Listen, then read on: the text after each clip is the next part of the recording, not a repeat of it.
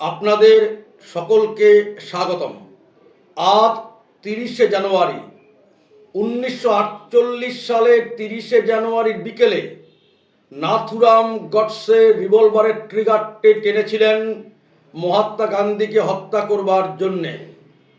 নাথুরাম গডসের মত বা পথ বা অন্য কি ধারণা তিনি পোষণ করতেন তা নিয়ে কারো দ্বিমত থাকতে পারে, কিন্তু আমাদের বক্তব্য হচ্ছে নাথুরাম গডসে দেশপ্রেমিক ছিলেন, এই বিষয়ে কোনো সন্দেহ নেই।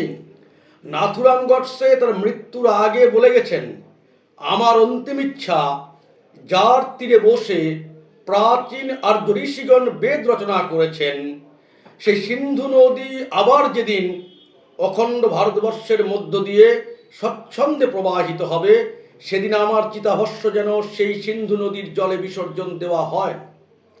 যে মানুষটা অখণ্ড ভারতের পূজারী ছিলেন, সে মানুষটাকে দেশপ্রেমিক যারা বলবে না, তারা সত্যের অপলাপ করছে। নাথুরাম গডসের মনে মৃত্যু ভয় কাজ করেনি। রিভলভারের ট্রিগার টানার সময় জানতেন তার জন্যে ফাঁসির দড়ি অপেক্ষা করবে, তাও কিন্তু মৃত্যু ভয়ে তিনি পিছিয়ে আসেননি। নাথুরাম গডসে এবং নারায়ণ আপ্টের আম্বালা জেলে ফাঁসি হয়েছিল। বিষ্ণু কারকারে এবং গোপাল গডসের 19 বছরের জেল হয়েছিল। ফাঁসির দিন সকালে নাথুরাম গডসে নারায়ণ আপ্টে কফি পান করেছেন, হাসতে হাসতে গল্প করেছেন, হাসতে হাসতে ফাঁসি কাঠের দিকে গিয়েছেন। জেলের অফিসার রক্ষীরা অবাক হয়ে গিয়েছিলেন মৃত্যু ভয়কে জয় করবার এই মানসিক দৃঢ়তা দেখে। একটা বড় আদর্শ ছাড়া এ জিনিস কখনো সম্ভব না। নাথুরাম গডসের জবানবন্দি 30 বছর পর্যন্ত সরকার বের করতে দেয়নি। সুপ্রিম কোর্টের নির্দেশের পরে সেটা বের করা হয়েছিল। নাথুরাম গডসে গান্ধীকে মারার পিছনে যে কারণগুলো দেখিয়েছিলেন, অনেকেই ইদানিং সেই কারণগুলো পড়েছেন। মূল যে কারণগুলো তিনি উল্লেখ করেছিলেন, দেশভাগের জন্যে গান্ধী অনেকটা দায়ী। দেশ স্বাধীন হবার পরে পাকিস্তানকে 55 কোটি টাকা পাইয়ে দেবার জন্যে গান্ধী অনশন করলো। সর্দার বল্লভভাই প্যাটেল বলেছিলেন 55 কোটি টাকা পাকিস্তানকে দিয়ে আমরা গান্ধীজির জীবনটা কিনলাম, আর ওই টাকা দিয়ে পাকিস্তান অস্ত্র কিনেছে, বুলেট কিনেছে, ব্যবহার করেছে কাশ্মীরে ভারতীয় সেনার উপর, ভারতবর্ষের নাগরিকদের উপর।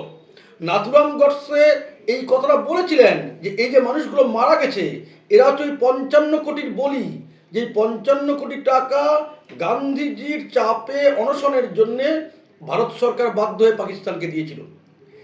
জানুয়ারি মাসের শেষ দিকে 3য় সপ্তাহে নাথুরাম গডসে দুবার দিল্লিতে এসেছিলেন।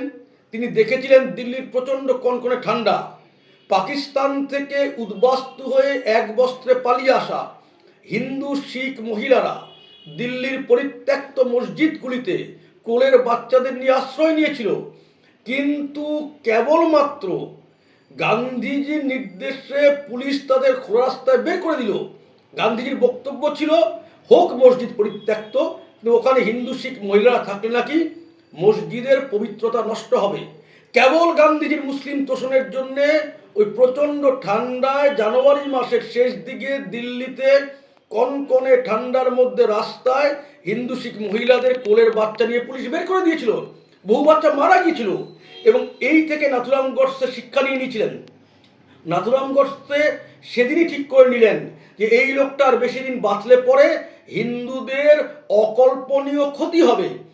যে গান্ধী জোর করে মন্দিরে কোরআন পাঠ করত, একটা মসজিদে গীতা পাঠ করার সাহস হয়নি। নাথুরাম গডসে এই কথা বারবার উল্লেখ করেছিলেন। মৃত্যুর কারণ হিসাবে, মানে গান্ধীকে হত্যার কারণ হিসাবে যে কারণগুলি নাথুরাম গডসে কোর্টে পেশ করেছিলেন, সেদিন যদি সেই কারণগুলি সরকার বাইরে আসতে দিত, যদি নাথুরাম গডসের জবানবন্দি সেদিন বাইরে আসতো, ভারতবর্ষের অধিকাংশ মানুষ নাথুরাম গডসেকে সমর্থন করবেন। আস্তে আস্তে সত্য কিন্তু বাইরে আসছে। আজ না হোক কাল আমাদের দৃঢ় বিশ্বাস, আসমুদ্র হিমাচল ভারতবর্ষের মানুষ মহান দেশভক্ত হিসাবে নাথুরাম গডসের উদ্দেশ্যে শ্রদ্ধায় মাথা নোয়াবে, এটা আমাদের দৃঢ় বিশ্বাস। এটাই আমাদের আজকের বক্তব্য। সবাই খুব ভালো থাকবেন। ভারত মাতা কি জয়।